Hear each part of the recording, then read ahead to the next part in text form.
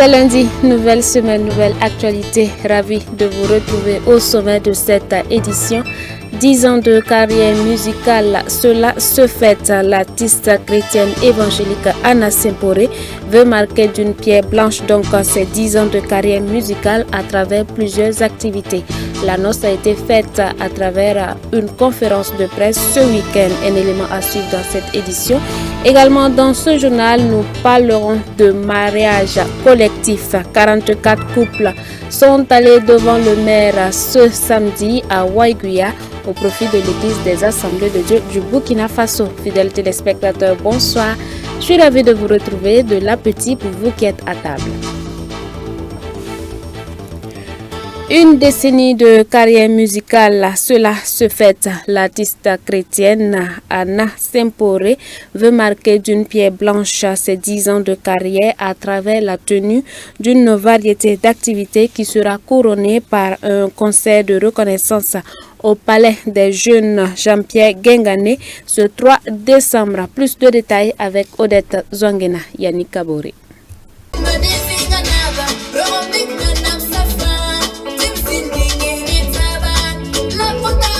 L'année 2023 marque une étape importante dans la carrière de celle considérée en 2013 du haut de ses 9 ans d'alors comme la plus jeune artiste burkinabé. Anna Semporé, puisque c'est d'elle qu'il s'agit, totalise en effet 10 années de carrière musicale. Reconnaissant à Dieu et à tous ceux et celles qui ont participé à l'écriture de cette décennie d'aventure, la lauréate du prix Gospel Music Awards 2023 de la meilleure musique de sensibilisation sur le dialogue interreligieux et la paix marque une halte pour immortaliser l'événement. Je rends grâce à Dieu. Voilà, de m'avoir donné ces 10 ans de carrière. Parce que 10 ans n'est pas 10 jours, n'est pas 10 mois. Dieu m'a fait grâce. Voilà pourquoi j'ai décidé de faire une pause musicale et rendre grâce à Dieu pour ces 10 ans de carrière. La jeune artiste musicienne chrétienne évangélique et son staff placent cette commémoration sous le signe de l'action de grâce et du retour de la paix au Burkina Faso. D'où le choix du thème « Cohésion sociale et paix ». Avec ce qui se passe dans notre nation, nous savons qu'il faut arrêter les guerres ethniques, les guerres de religion. Voilà, parce que les mêmes gars qui se croient religieux sont les mêmes gars qui tuent les religieux. Voilà. Donc vraiment, c'est notre première partie du concert. La cohésion sociale. La célébration de ces 10 années musicales durera 3 jours avec en clé 3 activités phares. Comme aujourd'hui, j'ai déjà fait la conférence de presse. Le 1er décembre, on aura une caravane de sensibilisation dans les lycées, dans les collèges et dans les yards. Et également, le 2 décembre, on aura une tournée pour informer les gens qu'il y aura le concert qui sera là le 3 décembre du côté de Jean-Pierre Guingané à partir de 17h. 3 albums, un maxi de 4 titres, 30 scènes sont à son actif. Cette conférence de lancement sert également de cadre pour la chanteuse de traduire toute sa reconnaissance à toutes ces personnes qui n'ont ménagé aucun effort pour propulser sa carrière. Des sentiments de joie, de reconnaissance aussi. Ça me va vraiment droit au cœur et je comprends parce que je peux dire que c'est ma fille. Voilà, il y a eu des hauts et des bas et là je suis vraiment honoré, je suis rempli de joie par rapport à cette distinction. Que Dieu continue de l'accompagner. Les tickets du grand concert du 3 décembre 2023 de Anna Semporé au Palais de la Jeunesse et de la Culture Jean-Pierre Guingané sont ainsi disponibles au prix de 1 000 francs et 2 000 francs CFA. Des artistes tels que Elani Kiema, Sœur Anne-Marie Kaboré, Maël Cabré, Jean de la Joie et bien d'autres seront au rendez-vous.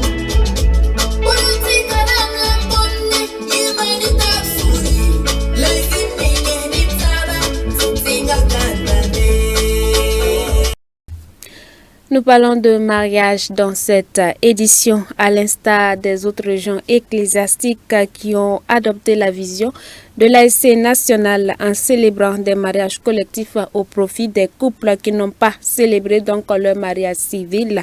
L'ASC de la région ecclésiastique de Waiguya a conduit devant la délégation spéciale de la commune et de l'église 44 couples ce samedi 4 novembre 2023 à Waiguya. Le reportage avec Abibalaï Bourema, Xavier Ouedraogo. Permettre aux chrétiens évangéliques qui vivaient déjà en couple sur les principes de leurs coutumes de régulariser leur situation matrimoniale selon les valeurs bibliques et étatiques, ce sont les motifs avancés par l'Association des servantes de Christ ASC qui a accompagné 44 couples pour un mariage collectif, d'abord devant l'autorité municipale de Waiguya et ensuite devant Dieu le samedi 4 novembre 2023. Vraiment, nous rendons grâce à Dieu tout premièrement d'avoir nous accordé cette grâce cette journée, puisque nous savons que nous avons pu accomplir la volonté de Dieu. C'est surtout ça qui nous donne la joie cette journée. Vraiment, célébrer le mariage à la mairie, vraiment nous donne le courage, voilà, que nous faisons partie vraiment dans la société et que nous savons que nous puissions contribuer aussi au développement de la société aussi. Ce soir, j'ai une grande joie qui m'anime parce que j'ai pu accomplir mon devoir administratif et mon devoir religieux. Je remercie l'ASC national d'abord et l'ASC régional avoir eu l'initiative d'organiser ce mariage qui va nous profiter davantage. Parmi ces 44 couples, jeunes et vieux, la majorité fait partie des personnes déplacées internes. Ils sont venus à Waiguya sans aucun papier. L'ASC a bataillé afin de leur trouver des documents leur permettant de célébrer ce mariage. Difficile mais possible, l'ASC rend grâce à Dieu qui a accompagné pour cette célébration. Le mariage est une institution divine et si nous femmes nous sommes dans les foyers sans que cela ne soit officialisé, bon, nous sommes dans la joie mais la joie n'est pas parfaite. Et pour donc permettre à ces femmes-là d'avoir une joie parfaite dans leur foyer et aussi d'être en règle vis-à-vis des autorités et vis-à-vis de l'Église, nous avons vraiment demandé à Dieu de nous permettre de célébrer ce mariage collectif et c'est ce qui a été fait. On pourrait naturellement se poser une question. Pourquoi célébrer encore un mariage civil pour un vieux de plus de 60 ans? Eh bien, les avantages des mariages civils sont énormes, quel qu'en soit l'âge des célébrants. L'importance de célébrer un mariage civil, c'est que la personne obéit à l'ordre suprême de notre Seigneur Jésus-Christ, puisque c'est Dieu lui-même qui a institué le mariage. Et le mariage doit être honoré par tous. Donc il est très important à un chrétien de se donner, de célébrer le mariage civil. D'abord, c'est l'obéissance à Dieu. Deuxièmement, l'obéissance à l'Église. Et encore la préservation de son foyer. Et c'est une bonne chose aussi pour nos gouvernants, j'allais dire la société, pour ceux qui nous gouvernent. Il a obéi Dieu, il a obéi aussi à la loi de notre nation. Donc c'est très important. Né de l'ASC nationale, cette idée d'accompagner les couples qui n'ont célébré leur mariage ni devant une autorité municipale ni devant Dieu, compte tenu de leur foi chrétienne, n'a en aucun cas été imposée aux différentes régions ecclésiastiques qui ont emboîté les pas. Elles l'ont analysé, approuvé et en perpétue.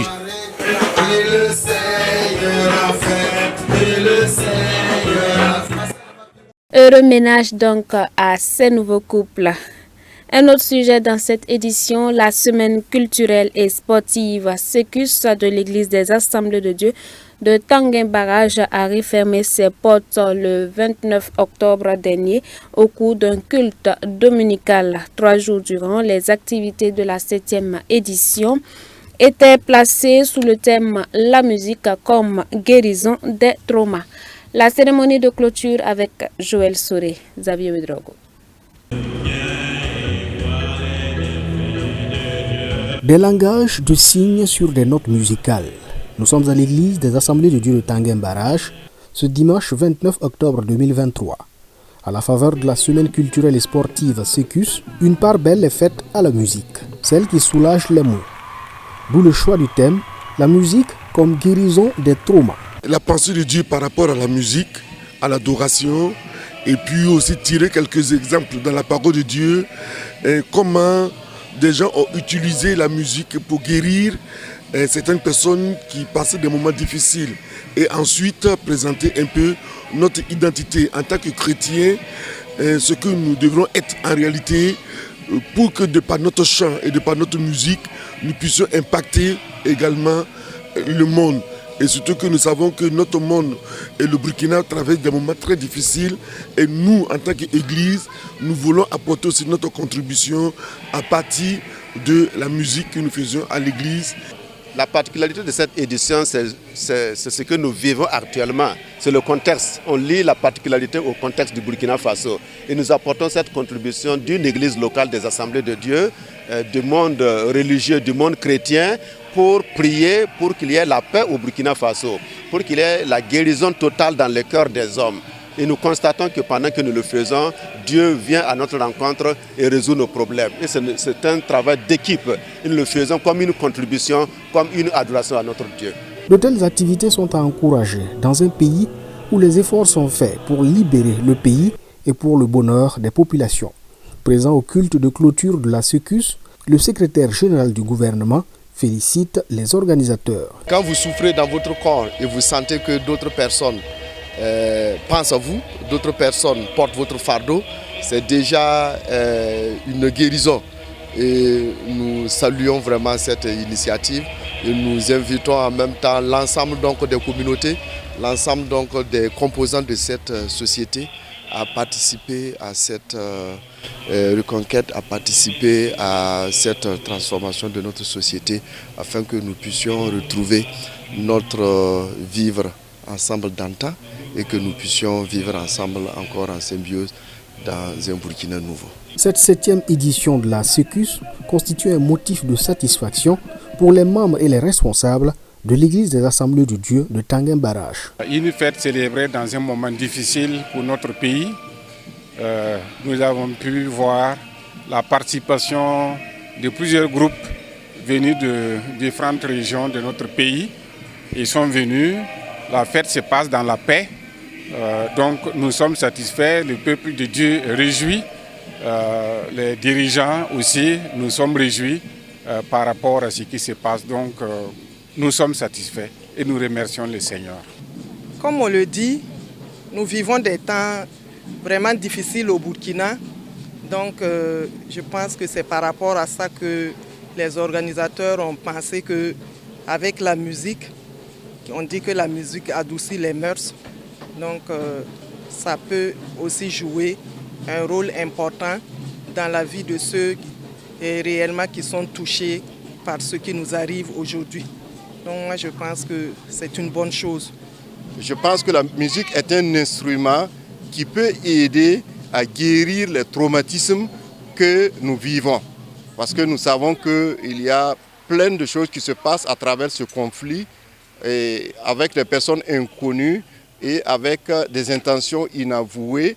Et nous savons que l'Église peut être vraiment d'un apport utile pour que ces personnes déplacées, ces personnes traumatisées-là trouvent une guérison réelle à travers en tout cas cette semaine qui est organisée. Et nous l'avons senti et nous l'avons vécu.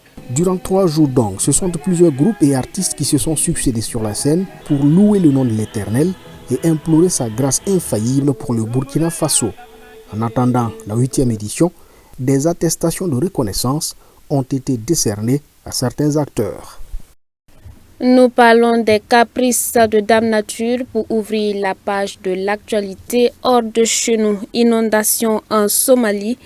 Des milliers de personnes sont piégées dans les zones inondées à la suite de fortes pluies, selon l'agence humanitaire des Nations Unies. Les autorités et les secouristes s'efforcent donc à évacuer les habitants. Des milliers de personnes sont piégées dans des zones inondées à la suite de fortes pluies dans l'état du Jubaland en Somalie. Selon l'Agence humanitaire des Nations Unies, les autorités et les secouristes s'efforcent actuellement d'évacuer les habitants. Au moins 14 personnes sont mortes et 47 000 ont été déplacées. Les fortes pluies qui ont commencé le mois dernier ont fait monter le niveau de l'eau de la rivière Juba, provoquant des inondations dans des zones riveraines de l'État, a déclaré le Bureau de la coordination des affaires humanitaires dans un communiqué. Le ministre somalien de l'information Daoud Awes a déclaré que les inondations qui ont également touché les États d'Irshabelle et du Sud-Ouest ont causé des dégâts considérables. Il a lancé un appel à l'aide, ajoutant que la situation était critique. L'Organisation des Nations Unies pour l'alimentation et l'agriculture a mis en garde contre un risque élevé d'inondation, en particulier dans la région de Gedo, dans le sud-ouest du pays. La Somalie connaît des pluies plus abondantes que la normale après avoir connu l'une des pires sécheresses de ces 40 dernières années. Un tour au Moyen-Orient, l'armée israélienne poursuit son avancée à Gaza. Elle a achevé dimanche l'encerclement de la ville de Gaza, coupant ainsi donc en deux l'enclave palestinienne. À Gaza, l'armée israélienne poursuit son avancée. Les soldats ont achevé ce dimanche l'encerclement de la ville de Gaza, coupant le territoire palestinien en deux. En parallèle, les services de communication ont été coupés, la troisième fois depuis le début de l'opération terrestre. Aujourd'hui, les forces de l'armée israélienne, dirigées par l'unité de reconnaissance d'élite Golani, ont encerclé la ville de Gaza. Aujourd'hui, il existe Gaza Sud et Gaza Nord. L'armée a annoncé le décès de 2 soldats supplémentaires, portant à 34 le nombre de soldats tombés depuis le début de l'offensive terrestre. Naharan Eshrar, commandant de chars au sein de la 188e brigade blindée, et Shahar Cohen, combattant de la 401e brigade blindée. En marge de l'opération terrestre, les frappes aériennes se sont intensifiées après les salves de roquettes tirées dans la soirée sur le sud et le centre du pays. Les sirènes d'alerte ont retenti jusque tard dans la soirée. La guerre de communication se poursuit également. Tsahal a révélé de nouvelles preuves que le Hamas utilise les installations médicales de la bande de Gaza pour protéger ses activités terroristes.